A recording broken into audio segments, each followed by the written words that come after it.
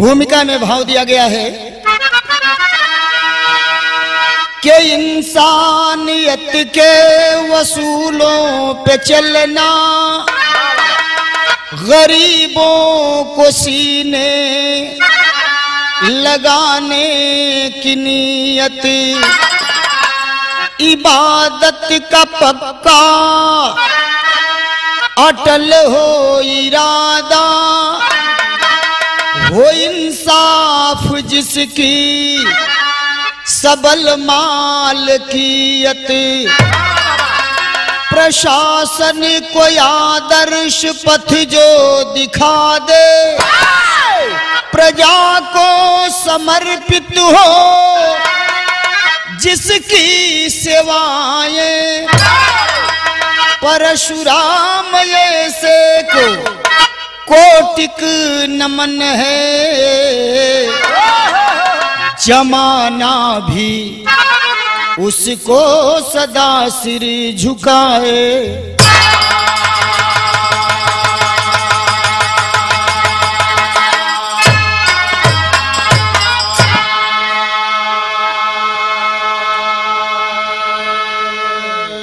दुनिया का कोई भी देश हो, किसी भी देश का शासक हो, शासक ऐसा ही होना चाहिए जो प्रजा का सच्चा सेवक हो, ईमान का पक्का हो और इंसाफ के रास्ते पर चलता हो।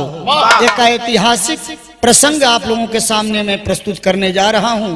देखिए, आज लोकतंत्र के नेताओं में और अतीत में जब राजतंत्र था हमारे देश में, तब के इंसाफ में कितना अंतर है, न्याय में कितना अंतर है। एक लाइन कव्वाली लगत बा मास्टर, तनी सा बढ़ला। कौन कव्वाली बा? के बिगड़ी मेरी बना जा, हो बिगड़ी मेरी बना जा, अजमेर वाले ख्वाजा, बिगड़ी मेरी बना जा।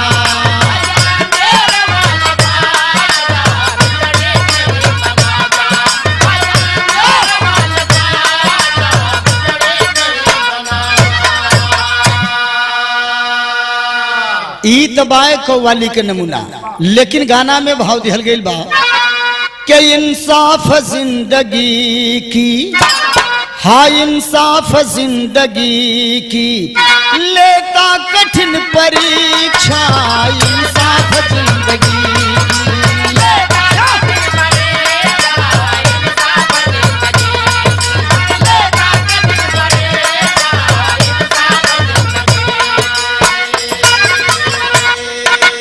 इंसाफ जिंदगी की लेता कठिन परीक्षा,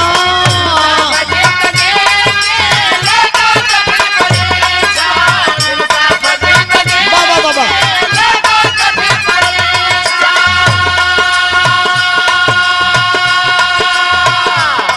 हो इंसाफ जिंदगी की लेता कठिन परीक्षा, इतिहास लिखने वाले करके यही समीक्षा, इतिहास लिखने वाले।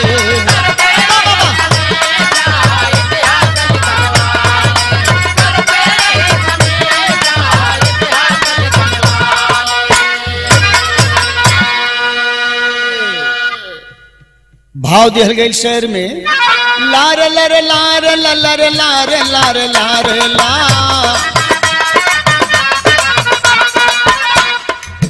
हाँ इंसाफ बड़ा है या बड़ी पाक मोहब्बत, आला विवेकशील है या राजसी कुव्वत, अतीत में था लोकतंत्र राजतंत्र में, अब राजतंत्र दिख रहा लोकतंत्र में।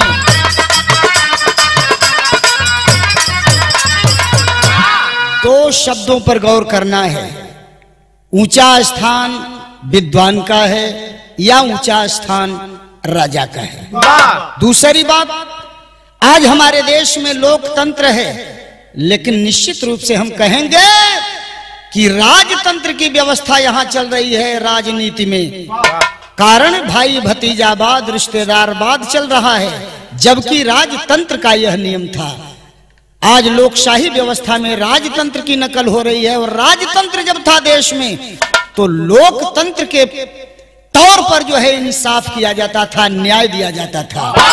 यहीं से कहानी की शुरुआत है कि भारत की सल्तनत थी जहांगीर के कर में, भारत की सल्तनत थी जहांगीर के कर में, तो बसी थी बीबी नूरजहां उनकी नजर में।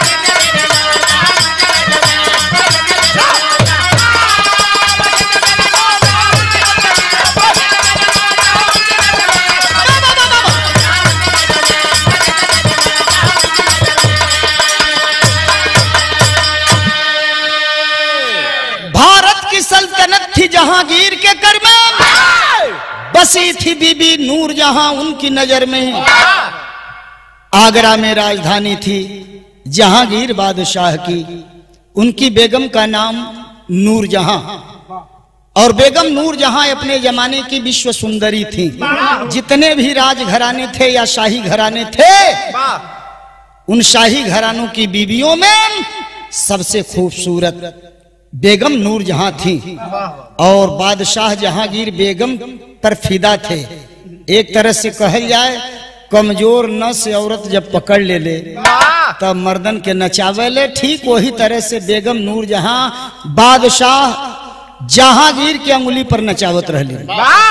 उनकी खूबसूरती पर फिदा बादशाह जहांगीर कबो कबो सामने बैठाए के और उनकी सुंदरता का तारीफ करे। तनी सा यहाँ श्रृंगार रस का भाव बा मास्टर, हल्का सा बढ़ला। यहाँ एक लाइन गीत लगत बा कि अरे बोल जनी बोला, हाँ बोल जनी बोला, हो बोल जनी बोला, सुगनवा हरि के बोल जनी बोला, सुगनवा हरि के बोल जनी बोला।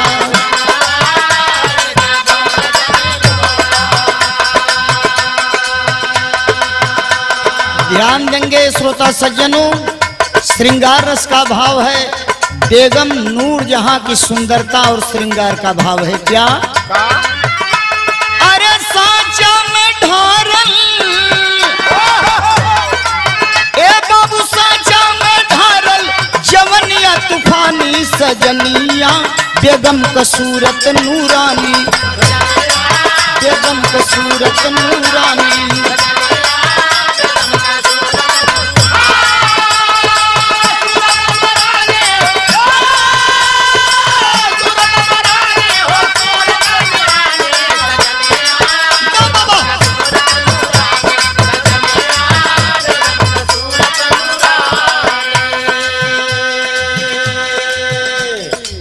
पूनम के चांदनी अरगाल का गोराई,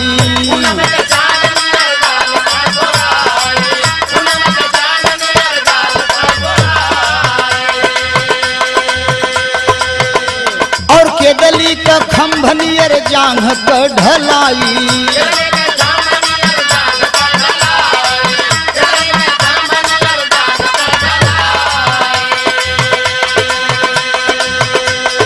शुकनास का प्रिय खंजन सिनैना,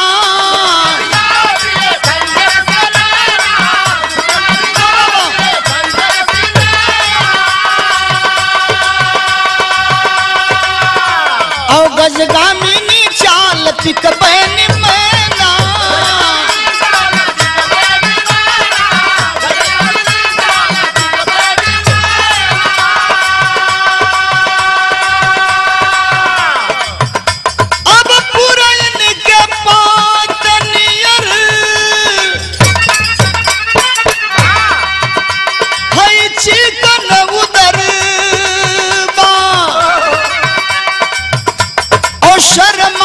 तितली की शोखी उमर बा।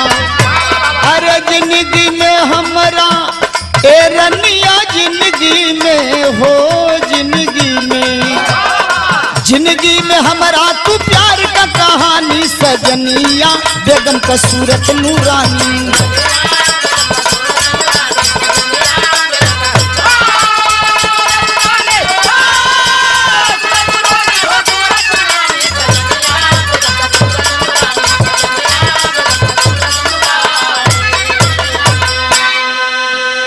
बाबूजी, बादशाह जहांगीर तीरंदाजी में माहिर थे, अचूक निशाना लगाया करते थे धनुष बाण से।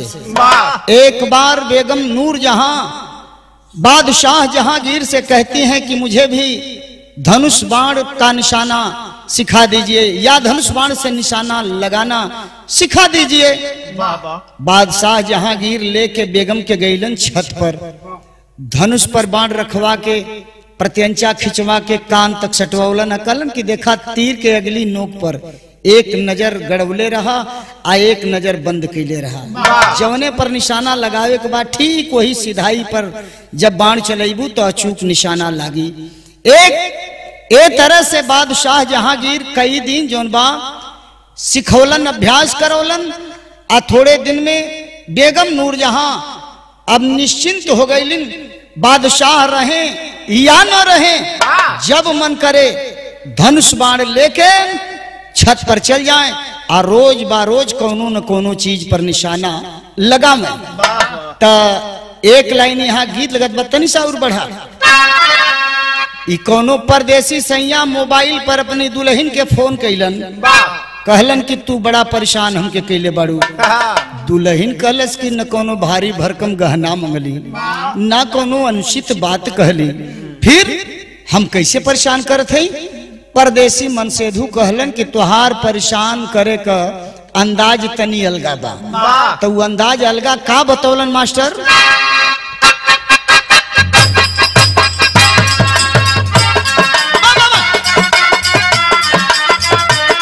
अरे रोज रोज हमारा सपनवा में आई के, यह अंदाज अलगा बा।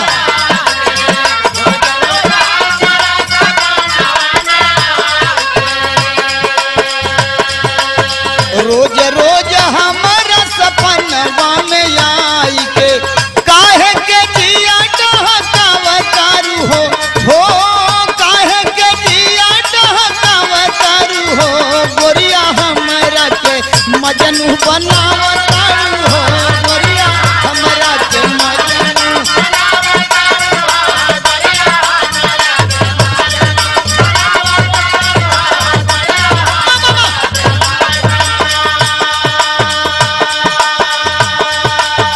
तिरछी नजरिया से बनवा चलाई के,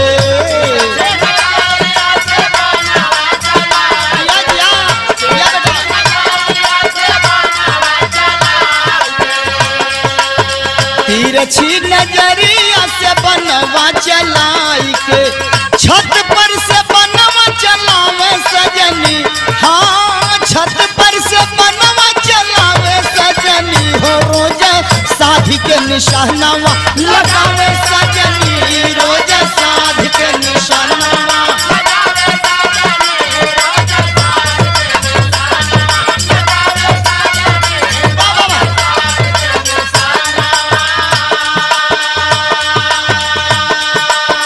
एक दिन बादशाह जहांगीर की अनुपस्थिति में बेगम नूरजहां धनुष बाण लेकर के छत पर जाती हैं, चारों तरफ निगाहें घुमाकर देखती हैं आज किस चीज पर निशाना लगाऊंगी।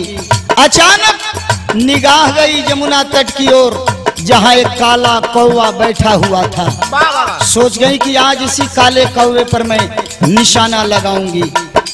बाण चलाती है निशाना लेकर के बेगम नूरजहां, लेकिन बाण जब तक कौवा के पास पहुंचे उससे पहले ही कौवा उड़ गया। नतीजा क्या निकला? अरे एक दिन धनुषाया बनवा उठवली, चला दिया।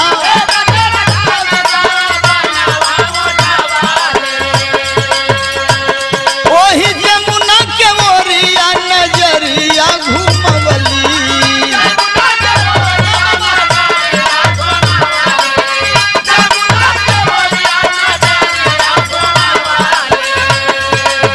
उड़ी गई कागरों में भाग पर धोबिनिया,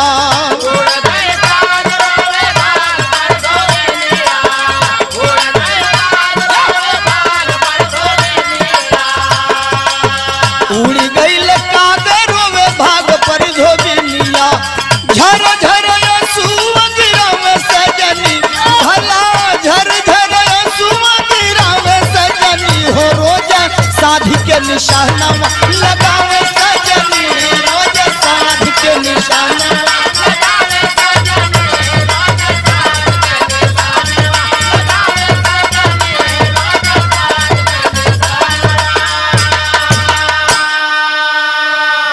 बाबूजी मैं बताया कि बाण जब तक कौवा के पास पहुंचे उससे पहले कौवा उड़ चुका था। ठीक जमुना किनारे पर धोबी और धोबन दोनों प्राणी कपड़ा धो रहे थे। वह बाण बेगम साहिबा का जाकर के धोबी के सीने में लगा। धोबी छटपटा करके गिरा और दम तोड़ देता है। पति की लाश के पास बैठ करके विधवा धोबन रो रही है। कुछ लोग उस रास्ते से गुजर रहे हैं। निगाह पड़ी, जाते हैं लोग पास में, देखते हैं कि धोबी के सीने में बाण चुभा है, धोबी की लाश पड़ी है, धोबन रो रही है। लोग पूछते हैं आखिर कौन ऐसा किया, कौन तेरे पति को बाण मारा? इशारा करके धोबन छत की ओर दिखाती है और बड़ी मार्मिक बात कहती है। क्या कहती है कि तिरिया के तिरिया से तिरिया रोवले तीरे, तिरिया के तिरिया से तिरिया रोवले तीरे, तिरिया रोवले तीरे, गैले से नूरावा धोवाय जी। बेगम जी बेगम भैली बलमू के बेदम कैली, बलमू के बेदम कैली, बेकसूर बनवा चलाय जी। बताई कि बेगम साहिबा छत पर से बाण चलाई, मेरे पति के सीने में बाण लगा और मेरे पति का प्राणांत हो गया। इकट्ठा लोग आवाज देते हैं। इसका मतलब यह नहीं कि शाही परिवार जो चाहे सो कर ले और प्रजा चुपचाप देखती रहे। यह बर्दाश्त के बाहर की बात है।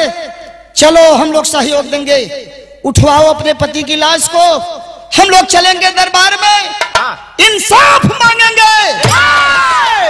लोगों के सहयोग से वह विधवा धोबन अपने पति की लाश को उठवाती है, ले जाती है किला के द्वार पर, अपने पति की लाश को रखवा देती है और लोगों से हाथ जोड़ करके कहती है कि कुछ लोग यहां रुक जाएं लाश की देख रेख करने के लिए।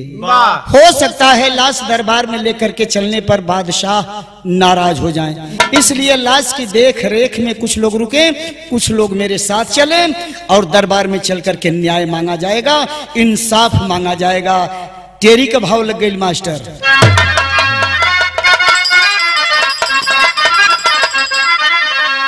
कि अब से नूरवा से नूरवा जिनका माटी होई गवा, विधवा बेकसूर, अरे विधवा बेकसूर पूछे अपन कसूरवा, अरे कसूरवा, अरे कसूरवा। मुझे न्याय चाहिए। खचाखच दरबार भरा हुआ था, सिंहासनारूढ़ थे बादशाह जहांगीर। सारे लोग अवाक रह जाते हैं यह सुनकर के कि मुझे इंसाफ चाहिए। बादशाह जहांगीर कहते हैं कैसा इंसाफ? धोबन बताई कि मेरे पति को जान से मारा गया है, न्याय के लिए आई हूं हुजूर। कौन तेरे पति को जान से मारा है, ऐसा सवाल किया जहांगीर बादशाह ने। धोबन बताई आपकी बेगम साहिबा। बादशाह पूछते हैं क्या प्रमाण है? धोबन बताई कि मेरे पति की लाश किला के द्वार पर रखी गई है हुजूर, चल करके देख लीजिए, कम से कम बाण तो आप पहचान लेंगे। बेगम साहिबा द्वारा चलाया हुआ बाण मेरे पति के सीने में चुभा हुआ है। उसी तरह से विश्वास हो गया जहांगीर बादशाह को। कहते हैं ठीक है, तुम्हें इंसाफ मिलेगा, न्याय मिलेगा।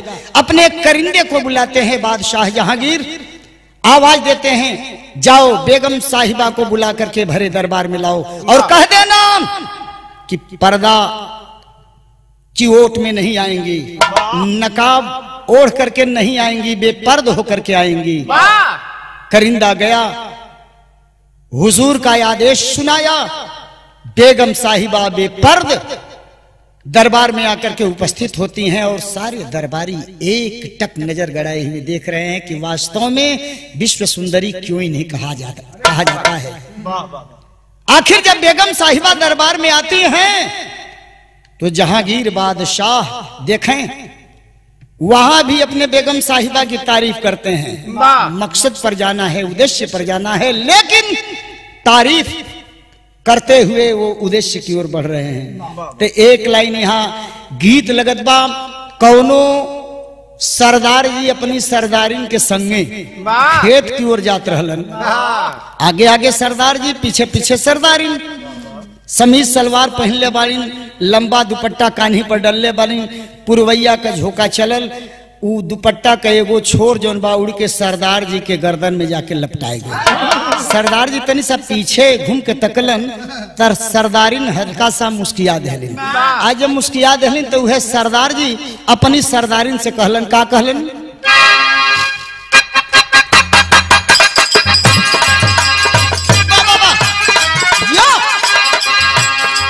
हो बहे पुरवैया बयार का झकोरा,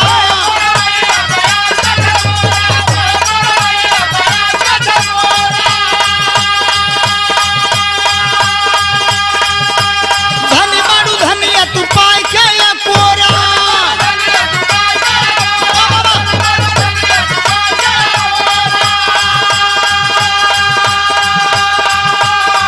तब बहे पुरवैया बयार का झकोरा, धनी बाड़ू धनिया तू पाई के या कोरा। रस रस नहीं बढ़ावेलू, अरे रस रस नहीं बढ़ावेलू, ये गोरी ओढ़नी से प्यार बरसावेलू, अरे ये गोरी।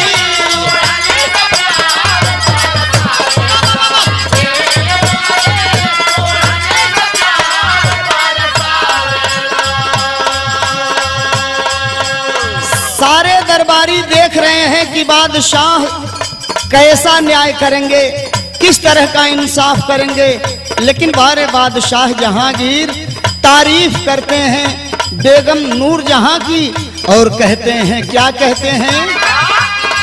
अरे रूप की वो रानी यानी प्यार का खजाना,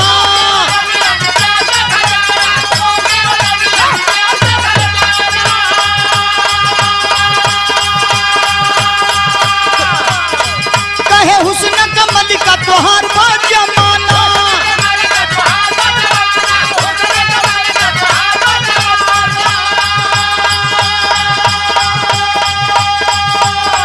अरे रूप की वो रानी यानी प्यार का खजाना, हुस्न का मलिका तोहार बा जमाना।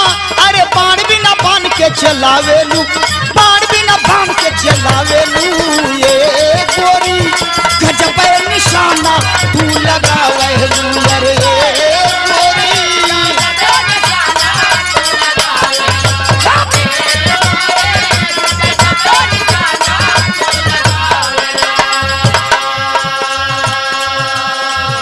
अरे वाह,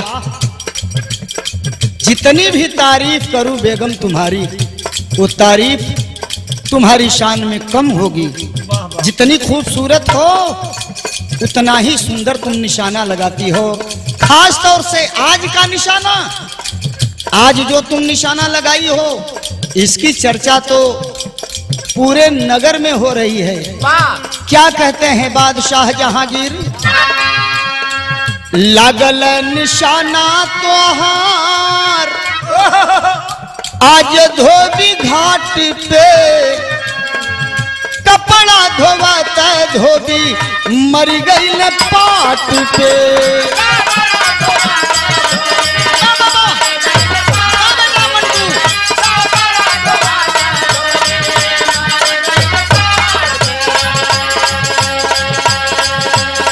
कहे जार जार रोवे जेकर से नूरा धोवाइल,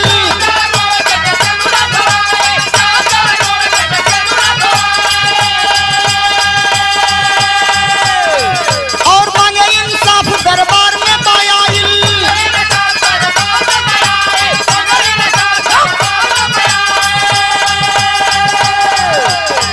अरे जार जार रोवे जेकर से नूरा धोवाइल, मांगे इंसाफ दरबार में बायाइल। हमरो हसाई तू करावेलू, हमरो हसाई तू करावेलू, यार ये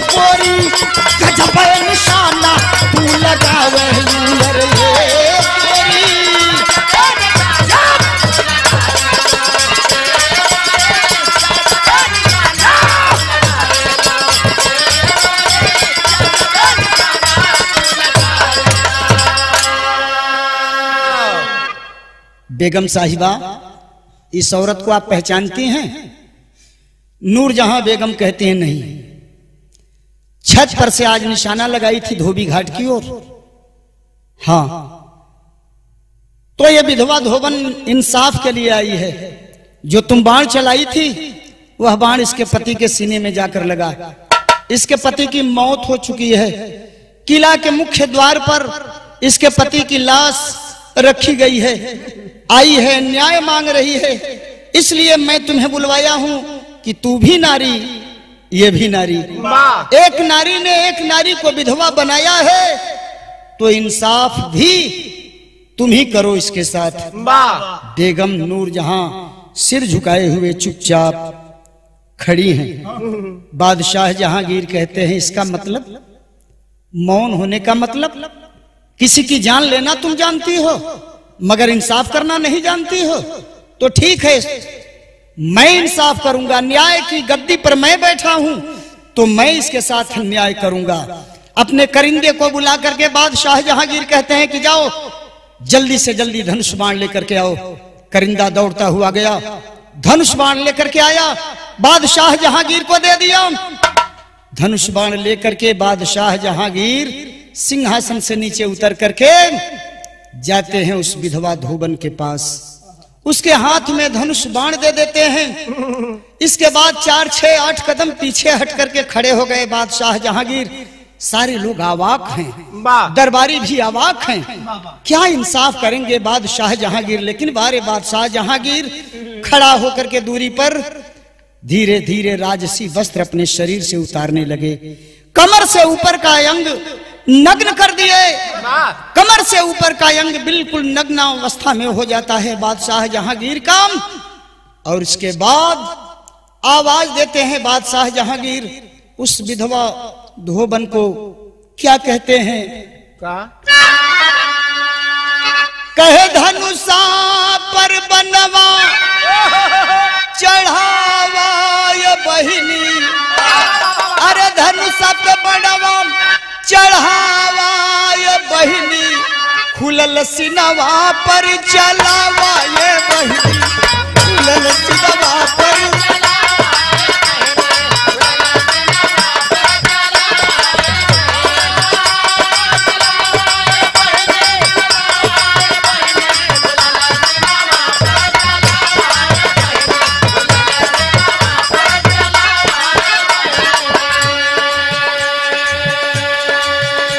सीना तान कर खड़े हो गए। कहते हैं बहन बाण चलाओ मेरे सीने पर।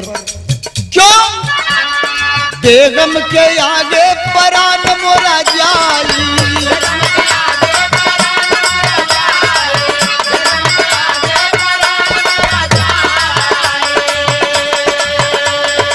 है कोई हिंदुस्तान का नेता, कोई माई का लाल जो इस तरह का इंसाफ कर दे आज लोकतंत्र के शासनकाल में?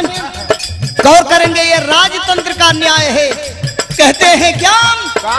बेगम के आगे परान मोरा जाई।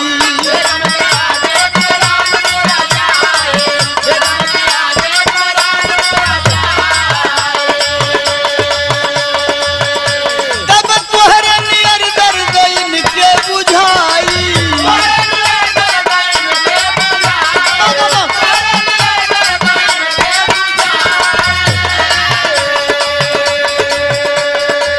अपना बलम का बदला चुकावा ये बहिनी, अपना बलम का बदला चुकावा ये बहिनी, खुलल सिनवा पर चलावा ये बहिनी।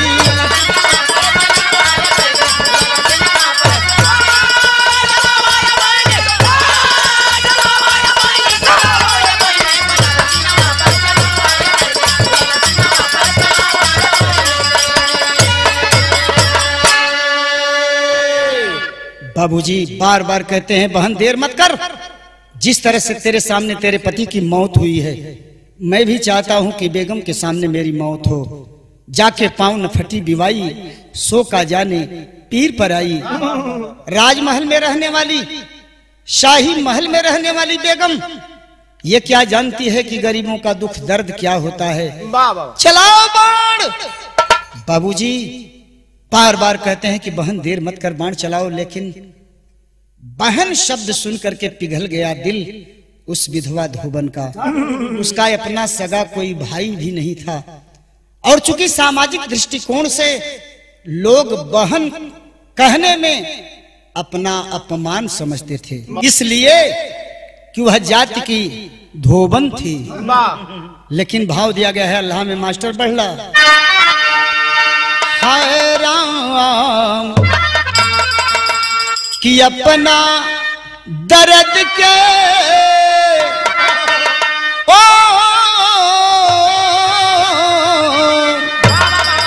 अपना दर्द के यहाँ सांस सबके हो लाए भैया,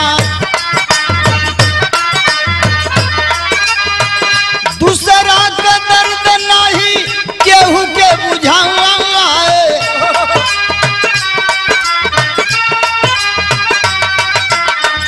दूसरा का दर्द यहाँ सांस जे करावे बाबू, मनई महान दुनिया में वो कहाँ आए,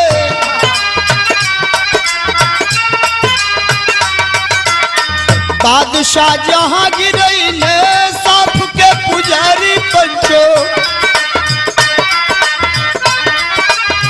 जिनका आदर्शवादी न्याय कहलाए,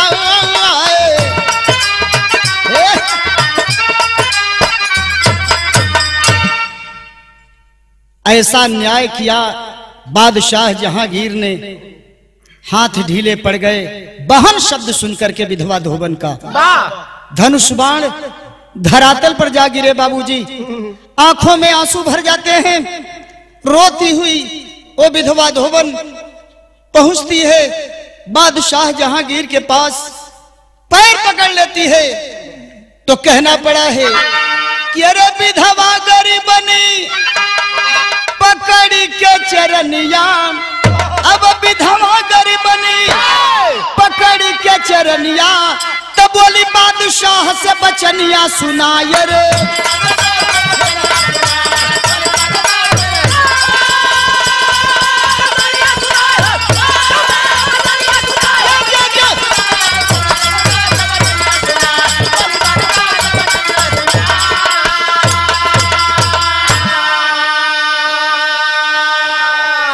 पैर पकड़ करके वो विधवा धोबन रोने लगी।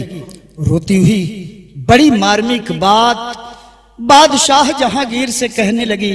क्या कहती है कि अरे बदला के, अब बदला के आवेश में गर्भ बनवा चली, तो कहवा अरे तो कहवा तुहरा जैसन धर्म कबीर नवा मिली,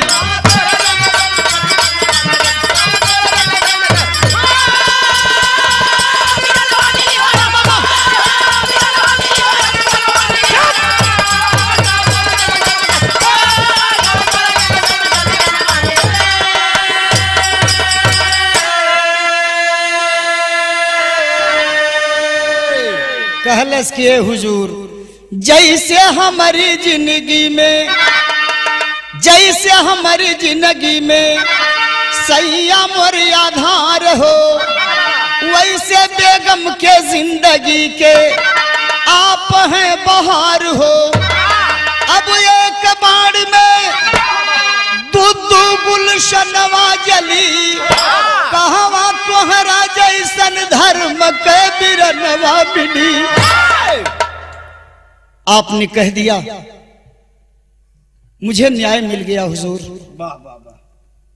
आप जैसा न्यायी राजा अगर इस तरह का न्याय करता है और मैं बदला लेने के आवेश में आकर बाण यदि आपके सीने में मारती हूं, आप तो मर जाएंगे साहब, लेकिन एक न्यायी शासक दुनिया से चला जाएगा।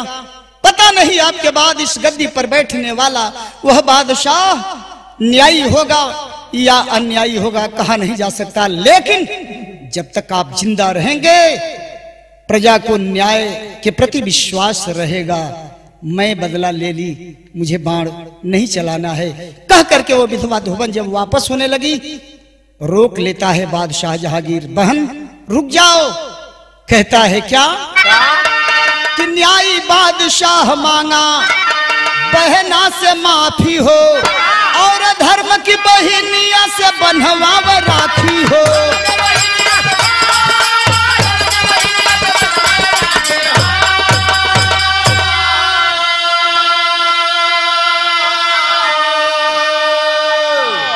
नहीं बहन, जब मैं तुम्हें बहन कह दिया और तू भाई मान करके बदला की बात स्वीकार कर ली, तो तुम्हें अब इस महल से बाहर नहीं जाना है। मेरी बहन बनकर के तू रहेगी इसी महल में, और वक्त आने पर ये तेरा धर्म का भाई अपने कंधे पर तेरा जनाजा लेकर के इस महल से बाहर निकलेगा। कहते हैं कि अरे अरथी बहन के, अब अरथी बहन के ए महल से निकली, तो कहवा तुहरा जैसन धर्म का बहनिया मिली।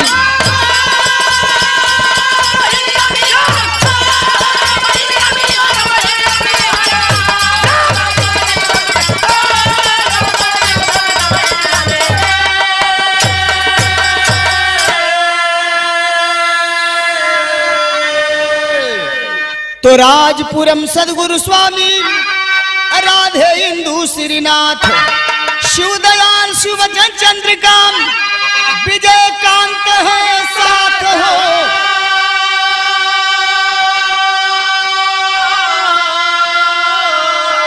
अब से निरवा जिनका माटी होई गवा, हाथ से निरवा जिनका माटी होई गवा, लेखनी परशुराम की बदलनी सहुरवा से निरवा जिनका माटी होई गवा।